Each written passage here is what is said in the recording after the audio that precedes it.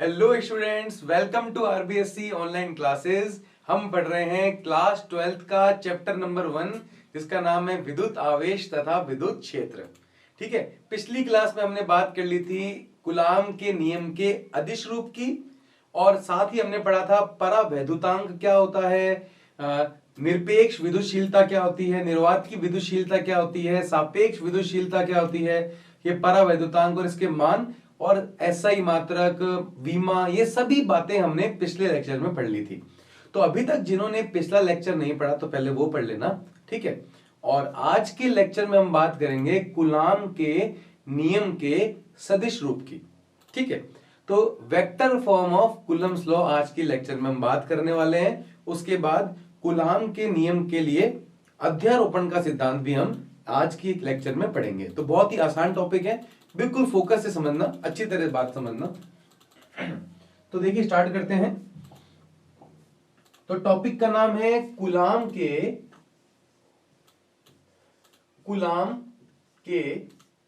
नियम का सदिश रूप। कूलाम के नियम का सदिश रूप, इंग्लिश में बात करेंगे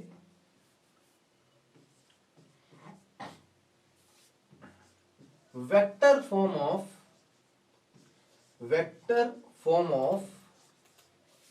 कूलम्स लॉ।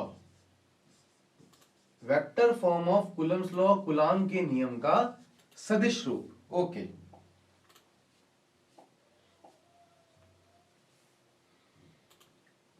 तो कूलाम के नियम का सदिश रूप पढ़ने के लिए सबसे पहले हम यहां पर एक डायग्राम को समझेंगे और इस डायग्राम के अनुसार ही हम डेरिवेशन करेंगे, हम थ्योरी लिखेंगे, ठीक है।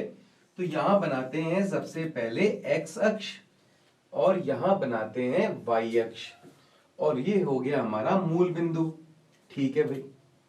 अब मान लीजिए एक आवेश Q1 यहां पर स्थित है और ये बिंदु है ए बिंदु। तो Q1 ए बिंदु पर स्थित है और ये है आवेश Q2, ठीक है। तो आवेश Q1 है ए बिंदु पर स्थित, आवेश Q2 है बिंदु बी पर स्थित, ठीक है भाई। अब क्या करेंगे, दोनों के स्थिति सदिश ज्ञात करेंगे। तो किसी भी आवेश को अगर हम मूल बिंदु से मिलाते हैं तो उसको बोलते हैं स्थिति सदिश। आवेश Q1 को स्थित मूल बिंदु से मिलाएंगे, ठीक है, और इस लाइन को हम बोलेंगे पोजीशन वेक्टर स्थिति सदिश। इसको लिखेंगे R1 वेक्टर। फिर क्या करेंगे, फिर आवेश Q2 को भी हम मूल बिंदु से मिलाएंगे और इसको भी हम बोलेंगे पोजीशन वेक्टर R2 वेक्टर स्थिति सदिश। समझ में आ गया? किसी भी बिंदु की स्थिति को अगर हम मूल बिंदु से मिलाते हैं तो उस रेखा को हम स्थिति सदिश कहते हैं। ये सारा क्लास 11th का पार्ट था, कोई बात नहीं, अब समझ लो। मैं उसी हिसाब से समझा रहा हूं कि अगर आपके क्लास 11th के बेसिक अगर वीक हैं तो भी आप याद कर सको, तो भी आप समझ सको, ठीक है। तो हमने दोनों की स्थितियों को मूल बिंदु से सबसे पहले मिला दिया, सही बात है। अब क्या होगा, अब देखिए इन दोनों आवेशों को भी एक लाइन से ऐसे मिलाएंगे, ठीक है। अब क्या होगा, Q1 और Q2 दो आवेश हैं और मान लीजिए दोनों ही धनात्मक हैं, ठीक है। तो Q1 Q2 को प्रतिकर्षित करेगा और Q2 Q1 को प्रतिकर्षित करेगा। तो सबसे पहले Q1 मान लीजिए Q2 को प्रतिकर्षित करता है ऐसे, तो यहां पर Q1 Q2 पर बल लगा रहा है, ठीक है, ध्यान से देखना। तो Q2 पर बल किस दिशा में लग रहा है, ऐसे लग रहा है, ध्यान दीजिए। अब Q2 भी Q1 पर बल लगाएगा, ऐसे प्रतिकर्षित करेगा। तो Q1 पर भी बल लग रहा है, Q2 लगा रहा है इस प्रकार से। समझ में आई इतनी बात? ओके। अब देखिए Q2 यहां पर जो देखिए ये जो बल फोर्स है, ये जो फोर्स है ये क्या है, ये बल लग रहा है Q2 पर। समझ में आई बात? तो पहले लिखेंगे F2। इसका मतलब Q2 पर बल लग रहा है और Q1 बल लगा रहा है, और बल लगा कौन रहा है, Q1 बल लगा रहा है, और दिशा क्या है, ऐसे। तो पहले मैंने क्या लिखा, 2 लिखा, इसका मतलब कौन बल लगा रहा है, किस पर बल लग रहा है, Q2 पर बल लग रहा है। लगा कौन रहा है, 1। तो यहां पर लिखेंगे, पहले लिखेंगे 2 मतलब Q2 पर बल लग रहा है और Q1 बल लगा रहा है। समझ में आई इतनी बात। अब देखिए Q2 भी Q1 को ऐसे प्रतिकर्षित करेगा, तो यहां पर जो बल लग रहा है वो किस पे लग रहा है, Q1 पे। तो लिखेंगे पहले Q1, कौन बल लगा रहा है, Q2। ओके, इतनी बात सबको समझ में आई। ओके, अब क्या होता है कि एक बेसिक बात याद रखो कि कभी भी हम किसी सदिश राशि के बारे में बात करते हैं, किसी भी सदिश राशि के बारे में बात करते हैं, तो उसके पास दो चीजें होती हैं। एक तो होता है परिमाण, मतलब वैल्यू, ठीक है, या मान कह सकते हो, परिमाण। और दूसरी बात होती है दिशा। जैसे एक बल 20 न्यूटन का है, तो 20 क्या हो गया, परिमाण, और दिशा क्या हो गई, दिशा। तो आपको पता ही है फिजिक्स में जो दिशा होती है उसको एकांक सदिश द्वारा बताया जाता है। कौन बताता है, एकांक सदिश। एकांक सदिश क्या होते हैं, आई कैप। अगर मान लो बल की दिशा x दिशा में है तो यहां पे लगाएंगे आई कैप। तो 20 आई कैप का मतलब क्या होगा कि 20 न्यूटन का बल x दिशा में लग रहा है। तो देखिए कोई भी सदिश राशि होती है उसके पास दो चीजें होती हैं, एक तो परिमाण होता है, एक दिशा होती है। परिमाण तो वैल्यू होती है, और दिशा, दिशा को फिजिक्स में हम हमेशा एकांक सदिश द्वारा बताते हैं। एकांक सदिश कौन होते हैं, तो पहचान तो यह है कि जो भी सदिश होते हैं जिनके ऊपर टोपी लगी होती है, क्या लगी होती है, टोपी। देखिए आई के ऊपर कैप लगी, जे कैप, के कैप, कोई भी लिख दीजिए, ए कैप, आर कैप। तो जो भी सदिशों के ऊपर टोपी लगी होती है उनको बोलते हैं हम एकांक सदिश। और एकांक सदिश क्या काम करते हैं, दिशा बताने का काम करते हैं। ठीक है, केवल क्या बताते हैं, दिशा बताते हैं। ओके, बहुत इंपॉर्टेंट बात है। ठीक है, साथ साथ में बताता चलूंगा, और आप ये साथ साथ में जो 11th की बात है उसको आप समझते चलना, तभी आपको समझ में आएगा। ओके, अब अगर हम यहां पर देखें कि F21 बल की दिशा कहां है, F21 बल यूं जा रहा है, देखिए यहां से यहां A से B जा रहा है, या 1 से 2 जा रहा है। देखिए इस बल की दिशा क्या है, इधर की तरफ है ना, तो मतलब इधर 1 है इधर 2 है, तो कहां से कहां जा रहा है, 1 से 2। तो यहां पर हम लिखेंगे एक एकांक सदिश। एकांक सदिश क्या होता है, जो दिशा बताता है। एकांक सदिश के ऊपर क्या लगी होती है, टोपी। तो अगर 1 से 2 की दिशा की बात करेंगे तो एकांक सदिश आएगा 1 2, आर कैप 1 2। अगर हम बात करेंगे 2 से 1 की, अगर कोई बल 2 से 1 लग रहा है तो उसके लिए हम एकांक सदिश की बात करेंगे 2 से 1। यहां पर आर कैप 1 2 का मतलब है एकांक सदिश जो 1 से 2 जा रहा है। आर कैप 2 1 का मतलब है एकांक सदिश जो 2 से 1 जा रहा है। ठीक है, ओके, तो इतना आपको समझ में आई है नहीं ये बात, इतनी बात। एक बार इसको कंप्लीट करते हैं पहले सही से। तो इतना डायग्राम आपको समझ में आया या नहीं आया, एक बार फिर से समझते हैं। सबसे पहले ये आवेश है Q1, ठीक है, ये आवेश है Q2। हमने दोनों को मूल बिंदु से मिलाया, इसकी स्थिति सदिश हो गया R1 वेक्टर, इसका स्थिति सदिश हो गया R2 वेक्टर। इतनी बात आई समझ में। ओके जी, अब आगे चलते हैं। देखिए अब ये Q1 है, ये Q2 है। Q1 Q2 पर बल लगाएगा, तो Q2 पर बल लगा, बल किस पे लगा, Q2 पर। तो पहले लिखेंगे 2, किसने लगाया, एक ने, Q1 ने, तो लिखेंगे 1। समझ में आया, किस पर बल लगा, 2 पर लगा, किसने लगाया, 1 ने लगाया। अब 2 वापस Q1 पे बल लगाएगा, किस पर बल लगा, Q1 पर, किसने लगाया, 2 ने लगाया। तो ये दोनों बल की दिशा हो गई।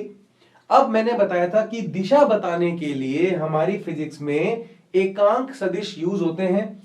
तो अगर बल इस दिशा में लग रहा है, 1 से 2 लग रहा है, तो 1 से 2 जाने वाला एकांक सदिश होगा आर कैप 1 2।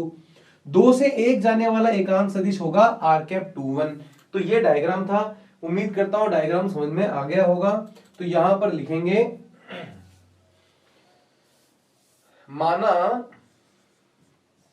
माना दो आवेश माना दो आवेश Q1 तथा Q2 जिनके स्थिति सदिश क्रमशः R1 वेक्टर तथा R2 वेक्टर हैं। ठीक है, अब नेक्स्ट पेज पे चलते हैं और सबसे पहले लिखते हैं आवेश Q1 पर Q2 के कारण बल। आवेश Q1 पर Q2 के कारण बल। किस पर बल लग रहा है? Q1 पर लग रहा है। जिस पर बल लगता है उसे पहले लिखते हैं 1। कि कौन लगा रहा है बल? कौन लगा रहा है? 2 लगा रहा है, तो लिखेंगे F2। तो ये हो जाएगा F12। इतना क्लियर हुआ? अब आपको पता है कूलाम बल का सूत्र क्या होता है? सूत्र होता है K, एक मिनट फिर से लिखते हैं, K Q1 Q2 अपॉन में R²। अब देखिए R मतलब दूरी, तो Q1 और Q2 के बीच की दूरी को मैं लिख सकता हूं AB, है ना? AB लिख सकता हूं। और AB अगर वेक्टर है, क्योंकि A से B की बात कर रहा हूं, सदिश राशि है। अब सदिश राशि का यहां पर तो हम केवल दूरी की बात कर रहे हैं। Q1 और Q2 के बीच की दूरी मान लीजिए आप R है। R एक अदिश राशि है। लेकिन हम बात अगर A से B तक करेंगे तो AB अगर बात करें तो यहां पे हम वेक्टर लगाएंगे। और किसी भी सदिश का जो क्या होता है, मैग्नीट्यूड होता है, परिमाण होता है, वो एक अदिश राशि होती है। तो मैं Q1 और Q2 के बीच की दूरी को AB वेक्टर का परिमाण लिख लूं, तो ये बात आपको समझ में आई या नहीं आई तब बता दो। फिर से देखते हैं। देखिए क्या होता है सूत्र, K Q1 Q2 बटा R²। Q1 Q2 बट्टा R मतलब Q1 और Q2 के बीच की दूरी। तो Q1 और Q2 के बीच की दूरी में लिखता हूं, Q1 A पर है, Q2 B पर है, तो AB। अब A से B अगर जाएंगे तो AB एक सदिश राशि होगी, लेकिन हमें अदिश चाहिए। तो सदिश राशि का अदिश मान कैसे होता है? तो सदिश राशि के कभी भी दोनों तरफ इस प्रकार से, जैसे कोई सदिश राशि है, ठीक है, और आप इस प्रकार से दोनों तरफ आप मैग्नीट्यूड मोड लगा लेते हो, तो वो आपको उससे आपको एक अदिश राशि प्राप्त हो जाती है। क्योंकि हमारे सूत्र में क्या दिया हुआ है, K Q1 Q2 बटा R², R दोनों के बीच की दूरी होती है जो अदिश होती है, लेकिन हमने AB लिया, सदिश लिया, तो सदिश के दोनों तरफ अगर हम मैग्नीट्यूड मोड लगा देंगे तो वो अदिश राशि हमें मिल जाएगी। तो ये बात आपको क्लियर हुई? तो यहां पर लिखेंगे K Q1 Q2 बटे R की जगह, दूरी की जगह लिखेंगे AB वेक्टर का परिमाण और इस पर लगा देंगे स्क्वायर। ये बात समझ में आई? किसी भी सदिश का परिमाण अदिश राशि होती है, तो दोनों Q1 और Q2 के बीच की दूरी कितनी थी? AB वेक्टर, उसका लिया मैंने परिमाण, तो आ गया K Q1 Q2 बटे R²। अब यहां पर मैंने लगा रखा है सदिश। जब भी सदिश लगा होता है कि सदिश के पास दो चीजें होती हैं, एक तो होता है मैग्नीट्यूड और एक होती है डायरेक्शन। अब परिमाण तो पता लग गया है मुझे, K Q1 Q2 बटा R²। इस बल का परिमाण पता लग गया है, इस बल की दिशा भी तो बतानी है कि बल किस दिशा में लग रहा है। और दिशा बताने का काम कौन करता है? अभी बताया था, एकांक सदिश। एकांक सदिश के सर पे क्या लगी होती है? टोपी लगी होती है। तो फिजिक्स में दिशा बताने का कार्य कौन करता है? यूनिट वेक्टर्स, एकांक सदिश। तो देखिए F12 चित्र में देखिए, डायग्राम में देखिए, F12 कौन सी डायरेक्शन में जा रहा है? तो ये F12 इस डायरेक्शन में जा रहा है, ऐसे। तो इस डायरेक्शन में कौन सा एकांक सदिश जा रहा है? देखिए इस दिशा में जाने वाला, मतलब 2 से 1 जाएगा, 2 से 1 जाएगा, 2 से 1 कौन जा रहा है? R⁻²1। तो दिशा यहां पर आएगी कि ये जो दिशा होगी वो होगी R⁻²1। ये आ गई हमारे पास समीकरण नंबर 1। इतनी बात आपको समझ में आई? ओके जी। अब आगे इसे हम सॉल्व करते हैं। तो इसको सॉल्व करने के लिए कुछ बातें हमें 11th की फिर से समझनी पड़ेगी। देखिए एकांक सदिश का सूत्र क्या होता है? एकांक सदिश का सूत्र होता है सदिश बटे सदिश का परिमाण। क्या होता है सूत्र? सदिश बटे सदिश का परिमाण। जैसे कि मान लीजिए एक एकांक सदिश ए कैप है। एकांक सदिश कौन होता है? जिसके ऊपर टोपी लगी होती है। सदिश मतलब ए वेक्टर, सदिश का परिमाण मतलब ए, ऐसे।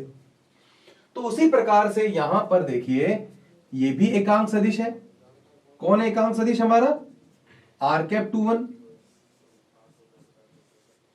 तो एकांक सदिश क्या होता है? सदिश मतलब R21 वेक्टर बटे सदिश का परिमाण। सदिश का परिमाण मतलब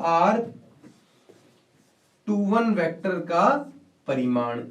इतनी बात समझ में आई सबको? ओके जी। तो आर कैप 2 1 एकांक सदिश क्या होता है? सदिश बटा सदिश का परिमाण।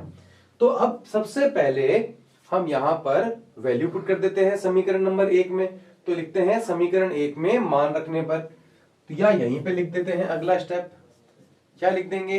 F12 वेक्टर बराबर के Q1 Q2 बट्टे में AB वेक्टर का स्क्वायर।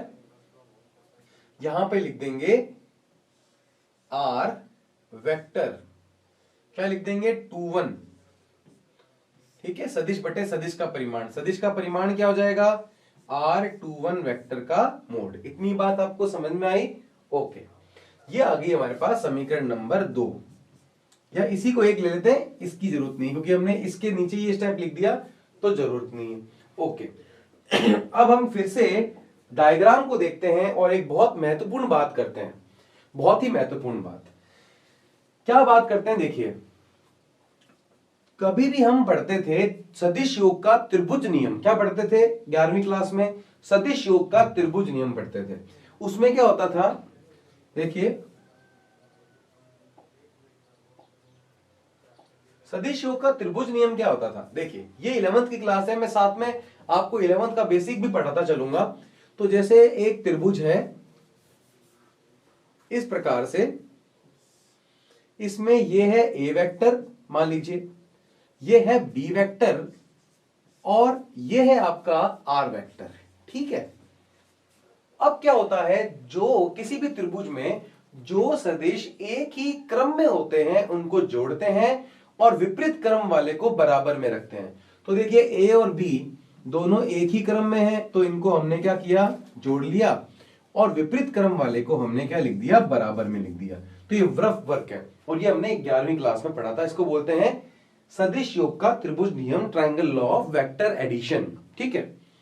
तो A vector plus B vector बराबर कितना आ गया हमारे पास? Are vector. जो एक ही क्रम में सदिश होते हैं उनको जोड़ते हैं और विपरीत क्रम वाले को बराबर में लिखते हैं। तो यहां पर देखिए, तो ये डेरिवेशन का पार्ट नहीं है, ये रफ है, मैं इसको डिलीट कर दूंगा। ठीक है। तो आप यहां पे देखते रहिए, जो डेरिवेशन का पार्ट है मैं नोट करना है वो बात आपको मैं बता दूंगा। तो देखिए, सबसे पहले त्रिभुज यहां लिखेंगे ट्राइंगल, नेक्स्ट पेज पे लिखते हैं, यहां लिखते हैं। तो लिखते हैं त्रिभुज ओ ए बी में सदिश योग की त्रिभुज विधि से। कौन सी विधि से? सदिश योग की त्रिभुज विधि से। उसमें क्या होता है? एक ही क्रम वाले जुड़ते हैं, विपरीत क्रम वाला बराबर आता है। तो देखिए, सदिश योग की त्रिभुज विधि से ओ ए, ये देखिए क्रम, देखिए एक ही क्रम है। फिर ए बी इधर जा रहा है, ओ ए बी, विपरीत क्रम में कौन आ रहा है? O B. समझ में आई बात? देखिए, ये दोनों एक ही क्रम में आ रहे हैं, ये विपरीत क्रम में आ रहा है। तो एक ही क्रम में आने वाले जुड़ेंगे, मतलब O A vector plus A B vector बराबर क्या आ जाएगा? O B vector. तो यहां पर लिख देंगे, क्या लिख देंगे? एक ही क्रम में कौन है? एक तो ओ ए वेक्टर है, फिर से डायग्राम से दिखा दूंगा, प्लस में ए बी वेक्टर, ये एक ही क्रम में। और विपरीत क्रम में कौन है? O B vector. तो ऐसे लिखेंगे। फिर से देखो एक बार, O A vector, A B vector एक ही क्रम में, विपरीत क्रम में कौन है? O B vector. इतनी बात आपको समझ में आई? ओके। तो यहां पर वैल्यू पुट करेंगे। देखिए, ओ ए वेक्टर की वैल्यू है R1 वेक्टर, पता है ना? क्योंकि Q1 का स्थिति सदिश क्या होता है, R1 वेक्टर। डायग्राम में फिर से देख लेना, AB वेक्टर, OB वेक्टर की स्थिति सदिश कितना है, R2 वेक्टर। तो हमारे पास AB को हम क्या लिख सकते हैं, देखिए A, फिर से डायग्राम देखिए, OA वेक्टर की जगह R1 वेक्टर, ठीक है। OB वेक्टर की जगह लिख देंगे R2 वेक्टर, और AB की जगह देखिए A कहां पर है, Q1 है A पर, B पर कौन है, Q2, तो AB की जगह लिख देंगे R12 वेक्टर, ठीक है। AB की जगह लिख देंगे R12 वेक्टर, तो यहां लिखेंगे R1 वेक्टर प्लस AB की जगह R12 वेक्टर, ठीक है, बराबर कितना आ गया, R2 वेक्टर। सुनते रहिए बात को। अब इसी प्रकार से देखिए R12 वेक्टर आपको निकालना है, तो R1 वेक्टर को इक्वल के उधर पक्षांतर में भेजिए, R2 वेक्टर माइनस आ गया R1 वेक्टर। इतना क्लियर हुआ। तो R12 बराबर आ गया R2 माइनस R1। देखिए 1 2, फिर से देखिए एक बार, हमने सदिश योग की त्रिभुज विधि इस्तेमाल की है, यूज की है। क्या होता है, समान क्रम वाले सदिश जुड़ते हैं, विपरीत क्रम वाला सदिश बराबर में आता है। समान क्रम में कौन है, OA प्लस AB, विपरीत क्रम में कौन है, OB। तो OA का मान आ गया R1 वेक्टर, AB की जगह AB लिख दिया, OB की जगह R2 वेक्टर। तो AB का मान कितना है, 1 2 वेक्टर, तो R12 वेक्टर आ गया है R2 माइनस R1। इतना क्लियर हुआ। ओके, तो 1 2, एक बार देखिए ध्यान से, यहां पर लिखा है 1, आगे लिखा है 2, पहले R2 माइनस R1, तो यहां पर लिख सकते हैं, इस समीकरण को लिख देंगे हम समीकरण नंबर 2। और इसी प्रकार सिमिलरली, इसी प्रकार से अगर यहां पर मैं लिख दूं R21 वेक्टर, देखिए यहां पे R12 है, अगर मैं R21 लिखूं तो क्या होएगा, R12 क्या होता है, पहले 1 के बाद 2 है, पहले आया 2 बाद में आया 1। अब यहां पर क्या है, R21, तो पहले आएगा 1 R1 vector minus R2 vector. इसी प्रकार से इसको भी ऐसे लिख सकते हैं। ये हमारे पास हो गई है समीकरण नंबर 3। इतनी बात आपको समझ में आई, आगे चलते हैं।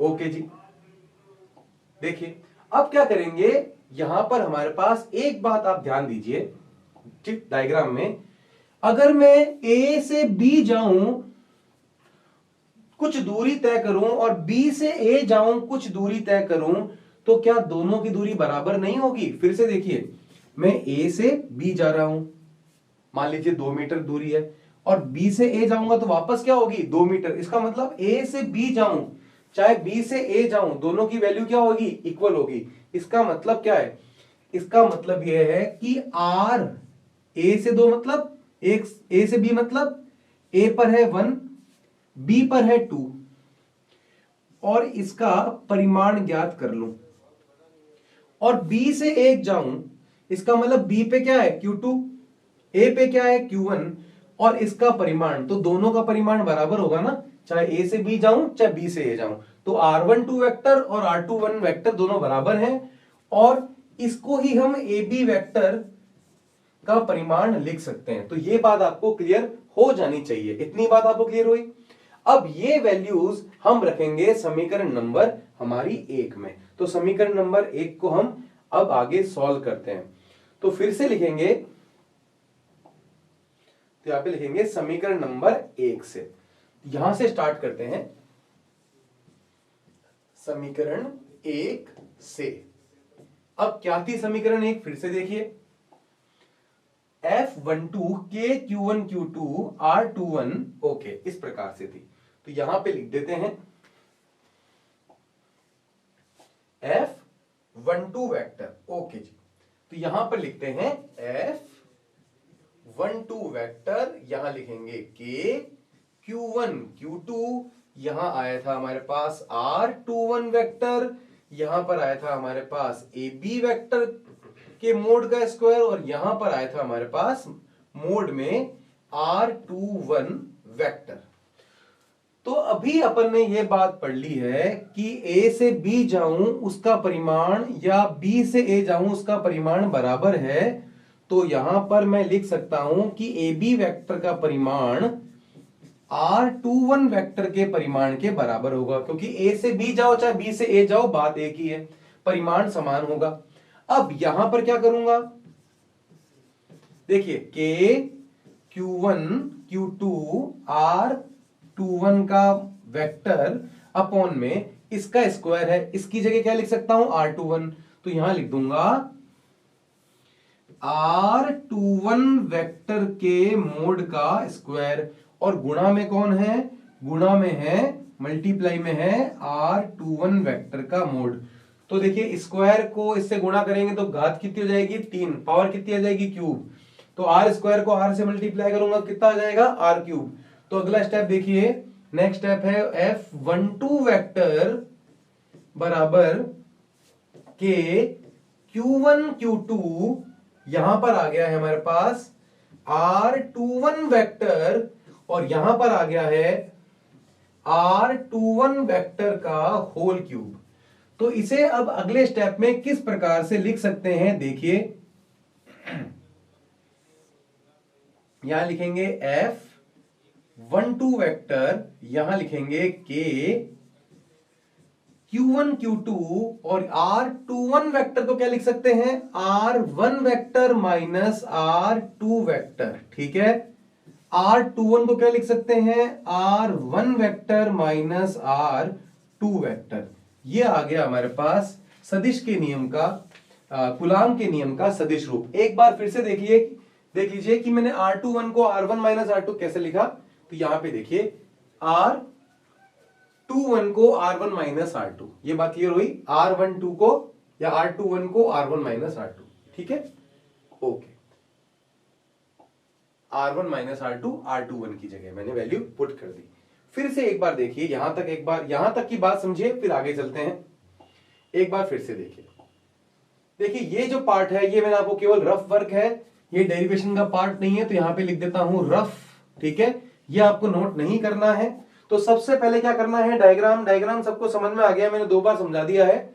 अब सबसे पहले यहां पर लिखेंगे कि भाई आवेश Q1 पर Q2 के कारण बल, तो Q1 मतलब पहले लिखेंगे F1 या 1 लिखेंगे, फिर किसके कारण बल, Q2 के कारण बल।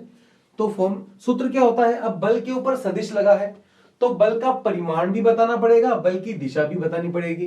परिमाण कौन बताता है, K Q1 Q2 बटे आर स्क्वायर। दिशा कौन बताता है, हमेशा एकांक सदिश। अब K Q1 Q2 बटे आर स्क्वायर, आर मतलब दूरी किसके बीच की, A और B के बीच की। तो AB वेक्टर दूरी हमेशा क्या होती है, अदिश, इसलिए हमें AB वेक्टर का लेना पड़ेगा परिमाण और उसका करना पड़ेगा स्क्वायर। तो ये बजाएगा K Q1 Q2 बटे आर स्क्वायर, ठीक है। उसके बाद बात करेंगे हम किसकी, दिशा की। तो बल F12 कहां से कहां जा रहा है, 2 से 1, आप देख लीजिए F12 जा रहा है 2 से 1, ये देखो ये F12 दिशा यहां है, 2 से 1 जा रहा है, इसलिए मैंने यहां पे लिख दिया 2 1। अब आपको पता है कि एकांक सदिश होता है सदिश बटे सदिश का परिमाण, तो ऐसे लिख दिया मैंने सदिश बटे सदिश का परिमाण, ओके। उसके बाद मैंने त्रिभुज योग के सदिश योग के त्रिभुज नियम की बात की। जो एक ही क्रम में सदिश होते हैं वो जुड़ते हैं, विपरीत क्रम वाला बराबर में आता है। तो OA वेक्टर की वैल्यू कितनी है, R1 वेक्टर, फिर AB वेक्टर, फिर OB की वैल्यू कितनी है, R2 वेक्टर, और A पर कौन है 1 और B पे कौन है 2, तो AB को लिखेंगे R12 वेक्टर। तो R12 वेक्टर की वैल्यू कितनी आई, R2 माइनस R1। तो इसी प्रकार से R21 कितना आएगा, R12 R2 माइनस R1, तो R21 R1 माइनस R2 हो जाएगा, ओके। उसके बाद मैंने कहा कि भाई A से B जा रहे हो तो उसका परिमाण होता है 1 2, R12 वेक्टर का परिमाण, और B से A जा रहे हो तो होता है R21 वेक्टर का परिमाण। दोनों ही बराबर हैं और दोनों को ही हम AB वेक्टर के परिमाण के बराबर लिख सकते हैं। इसके बाद मैंने क्या किया, फिर से वो समीकरण लिखी F12 वाली, K Q1 Q2 R21 बटे R21 का परिमाण, यहां पे आ गया AB वेक्टर स्क्वायर। अब AB वेक्टर का परिमाण किसके बराबर है, R21 के। तो यहां पे AB की जगह मैंने लिख दिया R21 का स्क्वायर, आगे पड़ा है R21, तो ये हो जाएगा R21 वेक्टर का होल क्यूब, और यहां आ जाएगा K Q1 Q2, यहां आ जाएगा R21। अब R21 को क्या लिख सकता हूं, R1 माइनस R2, R21 को लिख दूंगा R1 माइनस R2। अब यहां पर एक शॉर्ट ट्रिक आप समझिए, बहुत इंपॉर्टेंट बात आई इस सूत्र को याद करने की शॉर्ट ट्रिक। यहां क्या लिखा है 1, यहां क्या लिखा है 2, तो 1 2 के Q1 Q2 1 2, यहां पे क्या लिखा है 1 2, तो यहां भी क्या लिखा है 1 2, R1 minus R2 1 2, R1 minus R2, और नीचे भी देखिए R1 माइनस R2 का होल क्यूब। समझ में आई ट्रिक? इस ट्रिक का इस्तेमाल करते हैं, यूज करते हैं, और यहां लिखेंगे आवेश इसी प्रकार आवेश Q2 पर Q1 के कारण बल, Q2 पर Q1 के कारण बल किस पर लग रहा है, Q2 पर, तो लिखेंगे F2। किसके कारण, Q1 के कारण, तो 1, तो F21 आ गया। तो यहां पे आप देखिए अदिश है, यहां पर आप चाहे के Q1 Q2 लिख दो, चाहे 2 और 1 आगे पीछे लिख सकते हैं, कोई दिक्कत वाली बात नहीं है। लेकिन अब ब्रैकेट में जो बात आएगी, तो देखिए यहां पे 2 1 है, तो क्या लिखेंगे R2 vector minus R1 vector. समझ में आया भाई? 2 1 और अपॉन में R2 vector minus R1 vector का होल क्यूब। ये आ गया हमारे पास आवेश 2 पर आवेश 1 के कारण बल। अब फॉर एग्जाम्पल कोई आवेश है 3, उस पर 4 के कारण बल निकालना है, मतलब F34 निकालना है, तो कैसे करेंगे, K Q3 Q4। समझ में आया? यहां पे लिखेंगे R3 vector minus R4 vector, upon में क्या लिखेंगे R3 vector minus R4 vector का, ये देखो मोड लगाएंगे, मोड का होल क्यूब। तो इस प्रकार से इस सूत्र को हम इस्तेमाल करते हैं, सदिश कूलाम के नियम के सदिश रूप को इस प्रकार से हम यूज करते हैं। तो उम्मीद करते हैं आज का लेक्चर आपको समझ में आया होगा। जो भी डाउट्स हो आप प्लीज कमेंट सेक्शन में पूछिए। तो आज का लेक्चर केवल इतना ही, बाकी करेंगे नेक्स्ट लेक्चर में। तब तक के लिए बाय बाय।